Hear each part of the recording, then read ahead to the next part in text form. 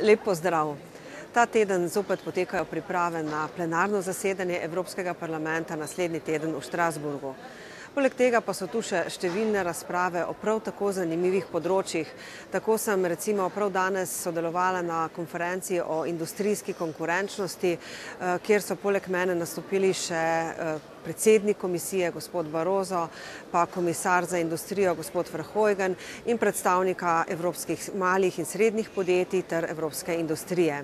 Dejali smo, da je sedanji trenutek res specifičen in da je treba ukrepati na finančno krizo hitro, učinkovito, vendarle pa ne tako, da se le pospešuje potrošnja, ampak da je potrebno z ukrepi spodbujati tiste strateške usmeritve, ki si jih Evropa zadala že v preteklosti. To pa je na znanju temelječa družba, družba z več inovacijami ter seveda družba, ki se razvija v ekonomijo z nizkimi izpusti ogljika. Ta teden bo recimo tudi razprava o Turčiji.